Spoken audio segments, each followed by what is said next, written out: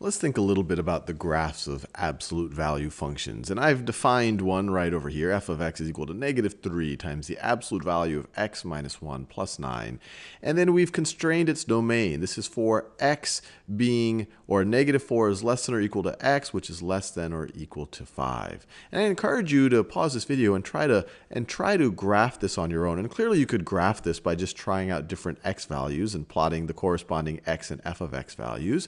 But really think about the structure of this expression and think about where does it hit a maximum or a minimum point, and where would the vertex of it actually be. So let's look at it just holistically before we even try some points. So we have an absolute value. This absolute value here is clearly going to always be non-negative, and then we're multiplying it so that we're multiplying it by a negative number. So this entire thing, you have a negative times a non-negative. So this whole thing is always going to be non-positive. Non-positive. The reason why I say non-positive instead of negative is that because it could be 0. So it could be, this whole part of the expression is either going to be 0 or it is going to be a negative number. Now, if this is always non-positive, what is the maximum value of this function? Well, the maximum value happens when the absolute value is equal to 0. When the absolute value part of the expression is equal to 0, then this part is 0, and the function hits its maximum value at f of x is equal to 9. So when does the absolute value part of this expression equal 0? Well, let's think about it. When does the absolute value of x minus 1 is going to be equal to 0 if x minus 1 is equal to 0. If x minus 1 is equal to 0, or if you add 1 to both sides, you get x is equal to 1. So when x equals 1, we hit our maximum point. This thing becomes 0, which makes this whole thing equal to 0. And so we get the point 1, 9. 1, 9. So let's graph that point. And actually, let me do it in a color that's easier to see on a white background. 1, 9 is the maximum point right over here. And in the case, you could also view this as the vertex of this absolute value function. So 1, 9 is that point right over there.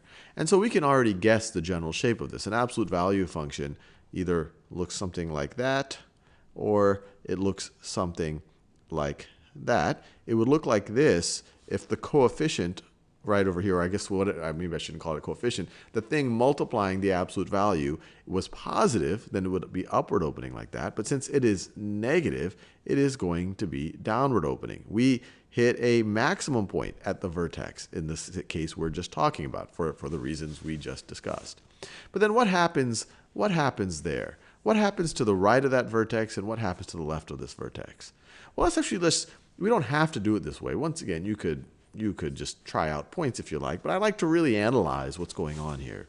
So let's break up this function definition into two pieces. So let's say that f of x is equal to, we're going to break it up into two pieces. One piece to the right of the vertex, and one piece to the left of the vertex. So to the right of the vertex, that's going to be 1 is less than or equal to x, which is less than or equal to 5. And to the left of the vertex, so this is to the right of the vertex, to the left of the vertex, that's going to be, let me do this in a different color, that's going to be -4 is less than or equal to x, and I'll say less than 1. So let's just to be clear, our whole domain was between -4 and 5. Between -4 and 5 was our entire domain. Now I'm breaking it up to the right of the vertex and the left of the vertex. So this right over here is to the right of the vertex, to the right of the vertex, and this right over here is to the left of the vertex. So to the right of the vertex, for x being greater than or equal to 1, this absolute value, or one way to think about it, when x is greater than or equal to 1, x minus 1 is going to be positive, and the absolute value of a positive thing is just going to be that same value. So for x is greater than or equal to 1, our function is going to be -3 times x minus 1 plus 9.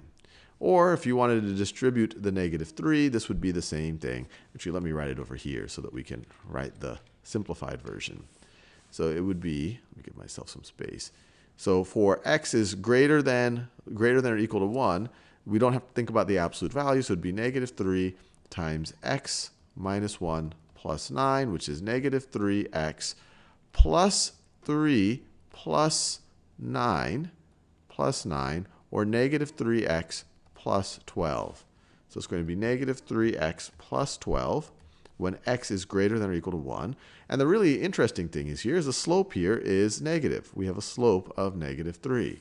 So starting from this point, if we have a slope of negative 3, that means every time we move 1 in the x direction, we're going to decrease by 3 in the y direction. Increase by x, decrease by y by 3. So it's a slope of negative 3. So it will look like that. And let me actually do it in purple so that you can actually see it. That's not purple. There you go. That's purple. All right.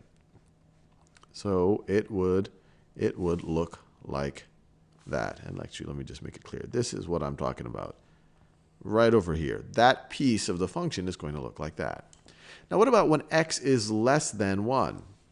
Well, when x is less than 1, x minus 1 is going to be negative. And so the absolute value is going to be the negative of that actual function. So when x is less than 1, let me write this. When x is less than 1, the absolute value of x minus 1 is equal to the negative of x minus 1, which is the same thing as 1 minus x. So our function is going to be negative. So our function is going to be negative 3 times 1 minus x plus 9, which is the same thing as, let's see, if you distribute the negative 3, it's negative 3 plus 3x plus 9, which is equal to 3x plus 6. So the important thing, it's 3x plus 6. The important thing to realize here is that our slope is positive 3. Our slope is positive 3. And you could even say that we have a y-intercept here at 6. So it would be this point right over here. And the line would look like this. When your slope is positive 3, you increase x by 1, you increase y by 3. Increase x by 1, increase y by 3. Or another way of thinking about it, if you decrease x by 1, then you decrease y by 3. Decrease x by 1, decrease y by 3. Decrease x by 1, decrease y by 3. So it would look like that. And we are done. We have graphed this absolute value equation. Now, the whole reason why I did this is so that we learn it a little bit deeper. But there would have been a faster way of doing this. You could have just said, hey, this is going to hit a maximum point when x is equal to 1 because this non-positive thing is going to hit 0. So you could have said 1 comma 9 is the vertex. And then you could have just tried out the two endpoints, knowing that between the endpoints and the vertex, you're essentially just dealing with a line. So you could have just evaluated f of negative 4 and f of 5. You could have figured out these endpoints and drawn the lines. But now we understand it deeper, and that's always a little bit more exciting.